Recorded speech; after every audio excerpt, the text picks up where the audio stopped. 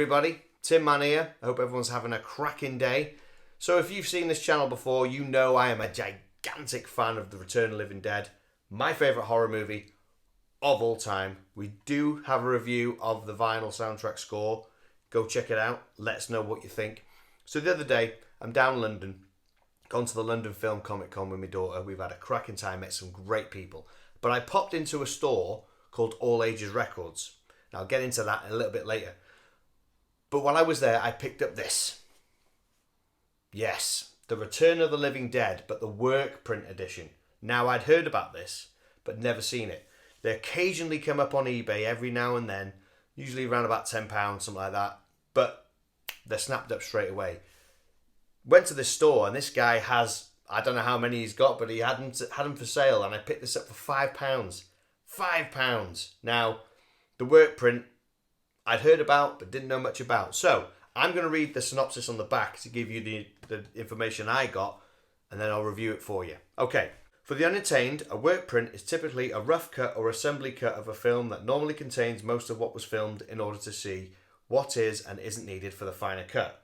They normally have rough sound and missing visual effects, and they have gained a reputation among many film enthusiasts, as many directors who claim to have their vision ruined by studio interference are normally backed up by workprints that contain a vision closer to the director's intention.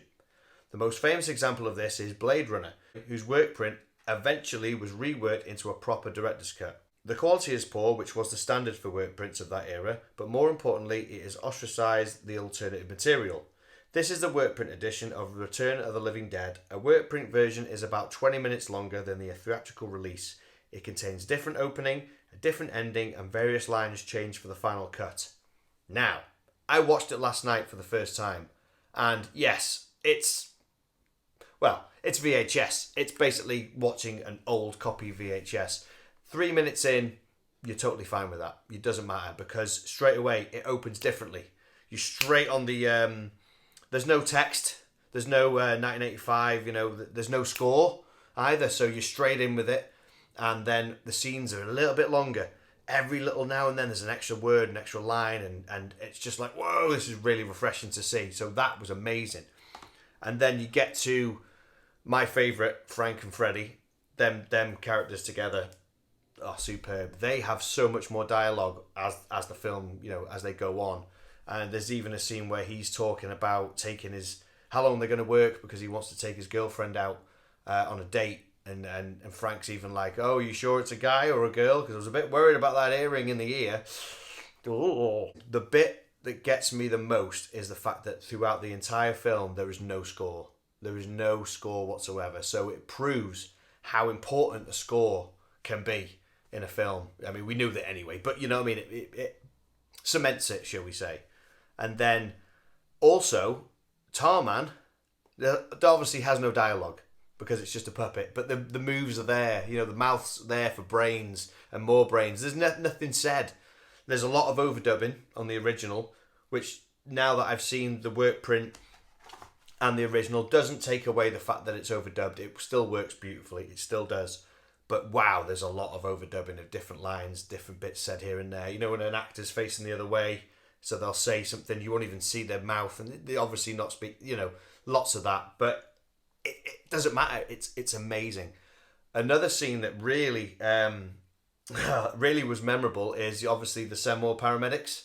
The bit that got me was the fact that the zombie reached into the cab and said, Seymour paramedics, but said it in a completely normal voice. And that isn't what's in the film. Well, tell a lie. It is. It is in the film, but they've slowed it down and sped it up. I don't know how they did it, but, send more paramedics. It works. I don't know how they did it. It's amazing. And then send more cops that is the guy. That was him saying it. There wasn't no overdubbing. There wasn't said differently. That one is perfect. So many good scenes. Paramedics have extra lines together. They say things together to each other, and they say things, what are you saying? What are you saying? We're just talking about the equipment. Don't worry about it. Oh, extra lines. It blows my mind.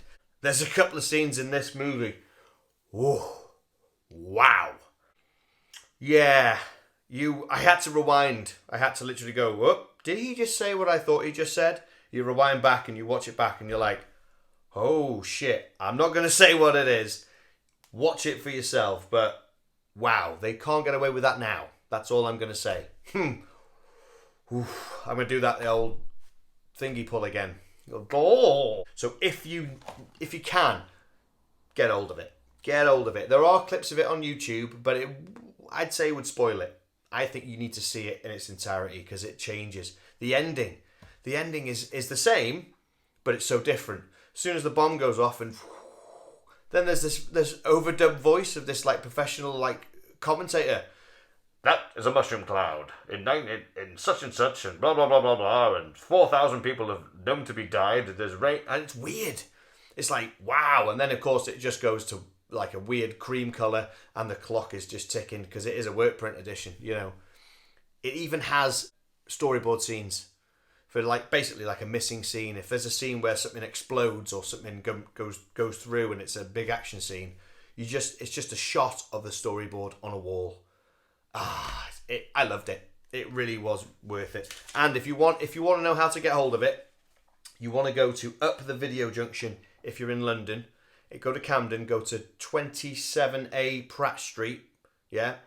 You can get there's got an Instagram, they've got a Facebook as well, so you'll find them. Up the Video Junction. They do copies there. I'm pretty much sure you might sell online. I don't know, not 100% sure. But he's got everything, cult classics, and there's some absolute rare cult B movies you've never even heard of in there. Wow, absolute gems in there. So yeah, get yourself down to Up the Video Junction. You can get hold of one of these and tons more. Definitely needs to be seen. If you're a fan of Return of the Living Dead, this is a must in your collection. I'm so happy to have it. All I'm going to do now is I'm going to reprint my own cover because it's just two pictures put together with Workprint edition, which is fine, but it's that special. I'm going to recreate my own. I'm going to create this. Yeah, I think that works better. So anyway, so that's my review of the Return of the Living Dead Workprint edition. Absolute must. If you can, get hold of it. And if you do, let me know what you think because I'd love to interact with people on Return of the Living Dead because I could talk Return of the Living Dead till like cows come home. I really could. So anyway, Up Soon as They Live. That's our next episode, our next vinyl review. And until then, stay safe, stay tuned, stay sick. Tinman out.